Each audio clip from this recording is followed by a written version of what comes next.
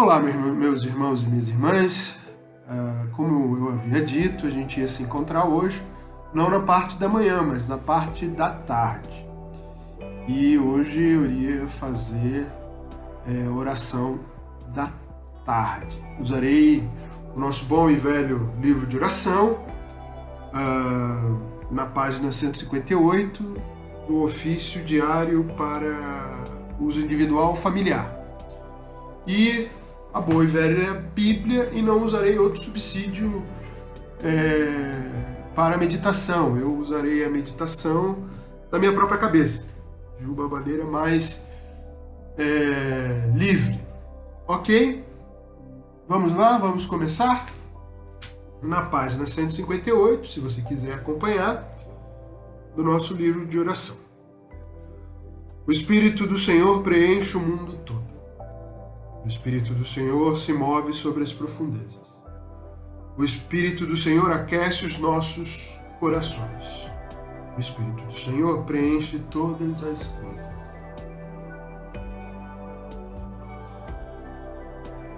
Tributem ao Senhor, filhos e filhas de Deus. Tributem ao Senhor glória e força. Tributem ao Senhor e adorem na beleza da santidade. A voz do Senhor se ouve sobre as águas. O Deus da glória se faz ouvir qual trovão. A voz do Senhor está sobre a vastidão das águas. A voz do Senhor é poderosa. A voz do Senhor é cheia de majestade. A voz do Senhor quebra os cedros. Os cedros do Líbano despedaça. Ela os faz saltar como um bezerro. Ao Líbano e Sirom, quais bois selvagens.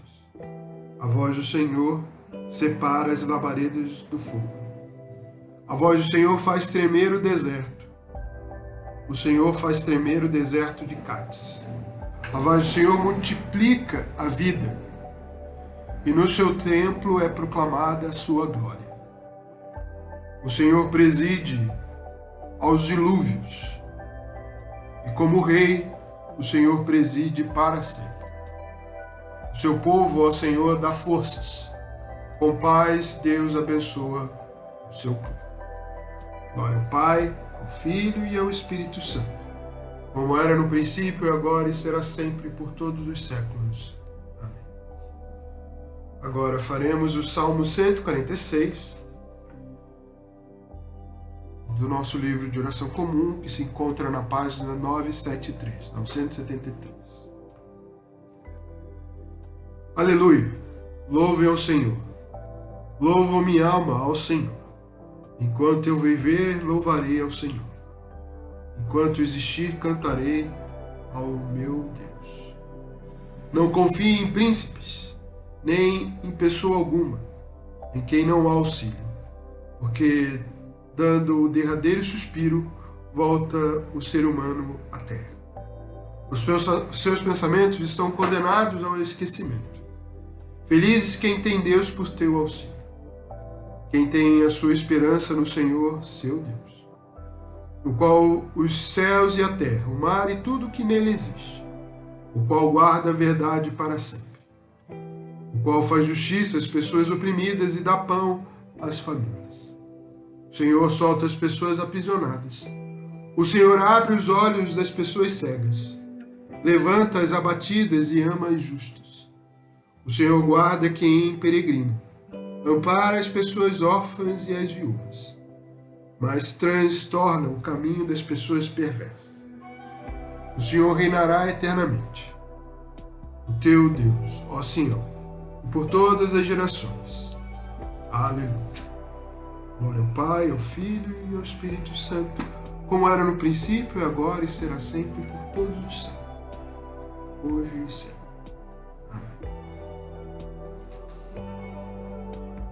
A palavra de Deus está no livro do Atos dos Apóstolos,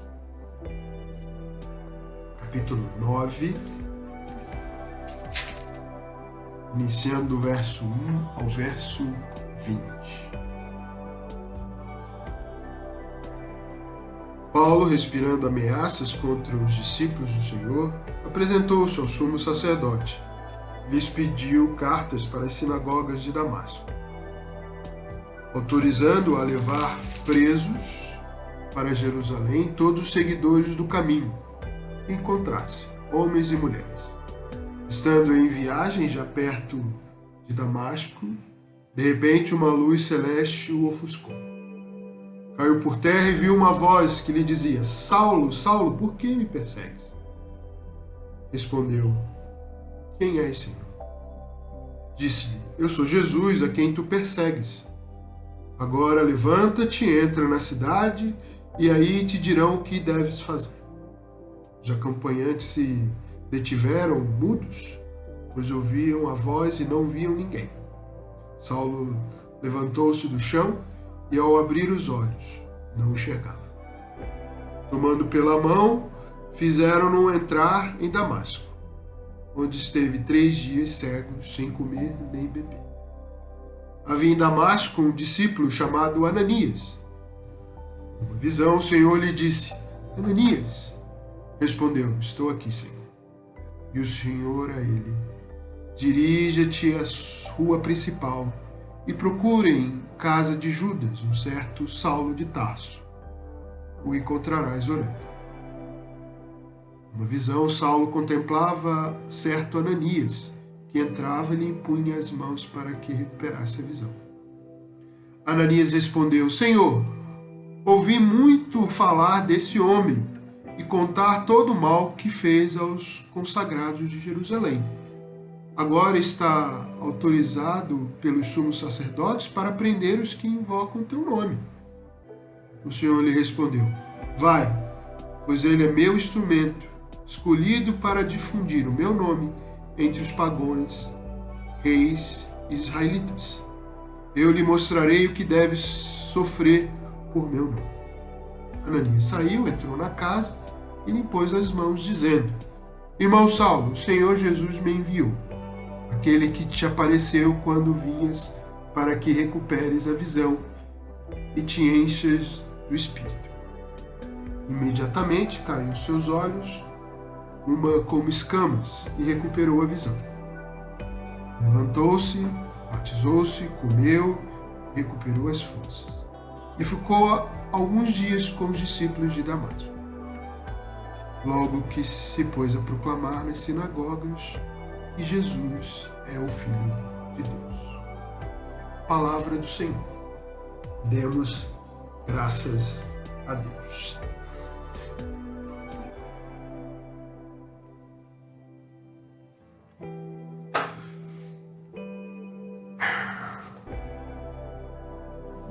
O texto é bem conhecido de todos nós, fala dessa sequência da conversão de Paulo, apesar de não estarmos no dia da festa da conversão de São Paulo. O texto está querendo nos direcionar pelo tema do Evangelho de domingo, o tema da cegueira. A cegueira que nos faz não enxergar as coisas, nos faz nos inebriar do poder. E é isso que acontecia com Paulo. Ele estava inebriado de poder. O texto do apóstolo de São Lucas deixa isso claramente. Ele está junto à sinagoga, tendo responsabilidades cada dia maiores, e agora resolveu caçar os do caminho, os cristãos. E isso deixa claro que o apóstolo, ainda não apóstolo, mas um seguidor ferrenho dos judeus, um fariseu, como ele mesmo se definia, tinha uma autoridade que extrapolava até a sinagoga. E é imputado para ele ser um caçador. É isso, caçador. E isso inebreia, isso faz você ficar viciado no poder. Né? O poder causa isso. E é por isso que o texto, no seu continuar, faz ele cair. Primeiro gesto que eu queria mostrar para você. As pessoas que às vezes se acham muito poderosas quase sempre caem. Quase sempre se inebreiam tanto que se perde e cai na sua vaidade, no seu autoproclamado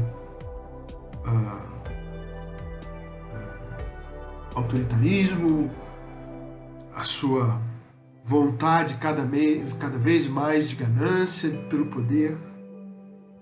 E é isso que Saulo passa. É isso que acontece com ele, ele cai. Mas ele só não cai. Eu acho que aqui o texto deixa claramente que ele fica cego. Não como o texto do Evangelho de domingo, que o menino já era cego. E o Evangelho compara que o menino que era cego viu e aqueles que viam ficaram cegos. Aqui não. Aqui Paulo enxergava, mas enxergava de uma maneira errada. E o texto mostra que ele, quando começou a enxergar direito, ficou cego. Mas para dar uma lição para ele, e para nós principalmente, que isso do poder pode cegar. Ter muito poder cega. Ser mais poderoso que os outros faz a gente se tornar cegos. E precisou de um cristão, provavelmente pagão. Ananias, não está muito claro quem é Ananias, mas Ananias é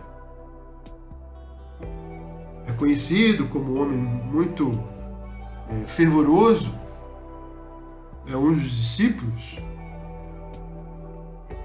E ele, como qualquer discípulo faria, ficar com medo, porque ele conhecia a fama de Saulo ainda, né? Não Paulo. Por isso que Jesus, não, vá lá. Na visão, ele diz, vá lá e cure-o. Cure-o. Então, cegueira, cura. E a cura é voltar a enxergar de novo.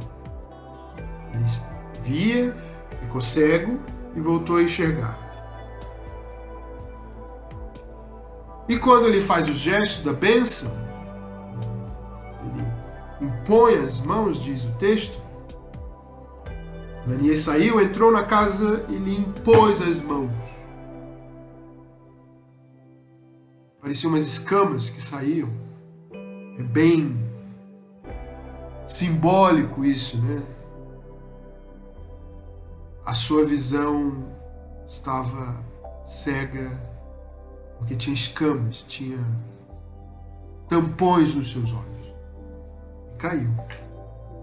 E aí ele começou a enxergar, foi batizado, comeu e ele fez uma coisa mais bonita ainda. Começou a proclamar, a pregar, a dizer. Tudo diferente do que ele tinha dito antes. Parece Raul Seixas, né? Tudo diferente do que ele tinha dito antes. Prefiro ser essa metamorfose ambulante. Ele perseguia porque ele tinha o poder e agora, desprovido desse poder, ele proclama outra coisa, totalmente diferente. Proclama que esse judeu marginal agora era o Filho de Deus. Que esse judeu marginal era o Cristo. Aqueles que ele perseguia estava certo e ele o errado. Olha só que interessante. Ele que estava certo agora e os outros errados, agora era o contrário. Eles estavam certos e ele o errado. Isso é uma posição de humildade. Humildade de quem errou. Humildade de quem quis e percebeu que estava errado e quis mudar. E o que todos esses símbolos nos diz, cegueira, voltar a ver, proclamar para nós hoje, principalmente nesses tempos atuais, é que as mídias às vezes nos cegam de tanta informação, de tanta coisa, que a gente não vê e não enxerga exatamente a verdade, a justiça, o bem comum. E às vezes o poder causa isso, nos faz cegar e não ver a justiça, a fraternidade e o bem comum. Por isso que o convite do texto e o convite da Quaresma é isso, a gente se converter. Se converter para voltar a enxergar.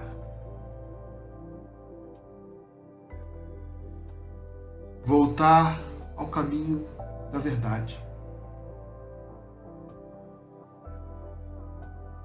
Voltar ao Evangelho. Sabemos que alguns cristãos perderam a noção do verdadeiro Evangelho. Então é o convite da Quaresma. Voltem ao Evangelho. O Evangelho da Bíblia. Ao Evangelho que faz um perseguidor dele se tornar um deles. O Todo-Poderoso a um apóstolo, como ele mesmo se dizia, de segunda categoria, mas que depois se tornou o grande apóstolo Paulo, onde hoje catedrais, igrejas, textos são falados e comentados sobre ele. Mas ele precisou de passar por tudo isso. E é o convite que eu faço aos cristãos, principalmente os todos poderosos. Vamos voltar ao Evangelho. Para nós também, às vezes, somos pequenininhos, somos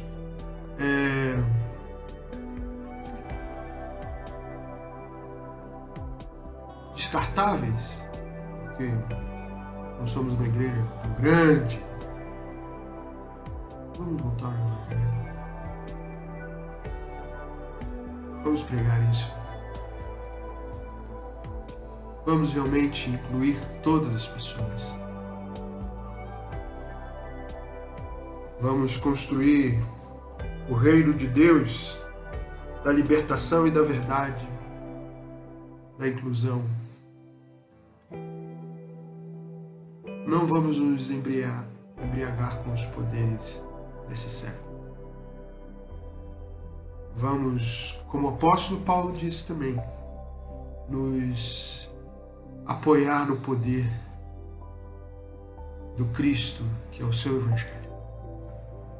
E nesses tempos de pandemia, epidemia, vírus, vamos nos agarrar a esse Evangelho da esperança. O Evangelho que faz Paulo reviver, mudar seu caminho.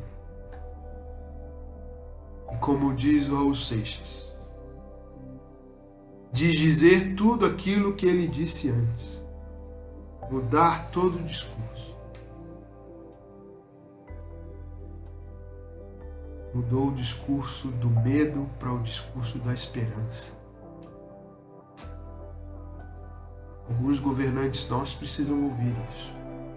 Mudar o seu discurso do medo para um discurso da esperança, da acolhida, do amor, da verdade.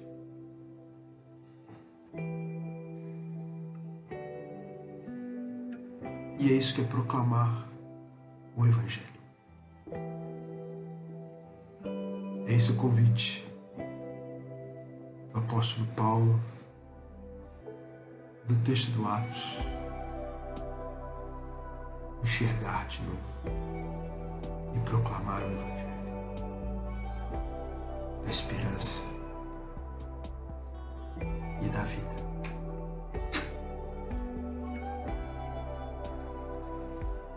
Voltando ao nosso ofício,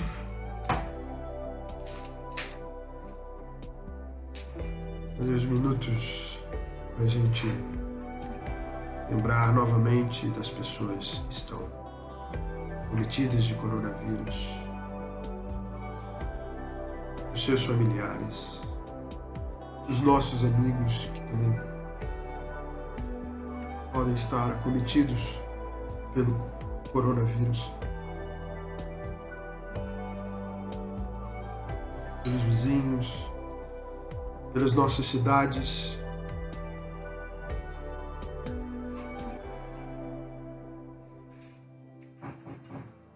Vamos pedir pelos nossos mais velhos, nossos idosos,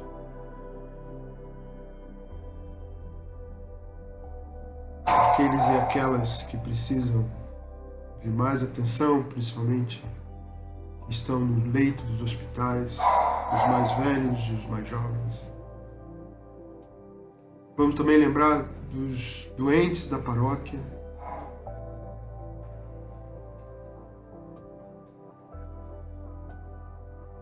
Vamos lembrar também daquelas pessoas que estão com a sua alma fragilizada,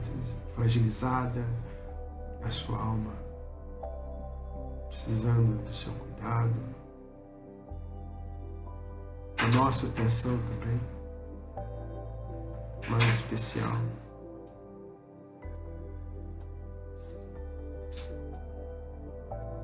Vamos pedir pelo nosso país,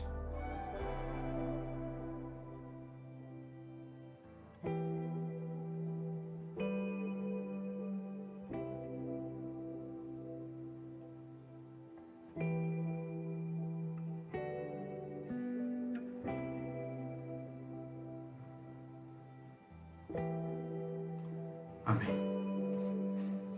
Oração conclusiva. Bendito Deus, Tu tens nos ensinado que as nossas ações sem compaixão de nada valem. Envia-nos o Teu Espírito Santo para dirigir, instruir nossos corações, a fazer jorrar em nós o maravilhoso dom do amor, a verdadeira paz e de todas as virtudes, sem as quais nossas obras são mortas. Recebe nossas orações por Teu Filho, nosso Senhor Jesus Cristo, na unidade do Espírito Santo. Amém. E a bênção de Deus Onipotente, Pai, Filho e Espírito Santo, seja convosco, e convosco habite eternamente.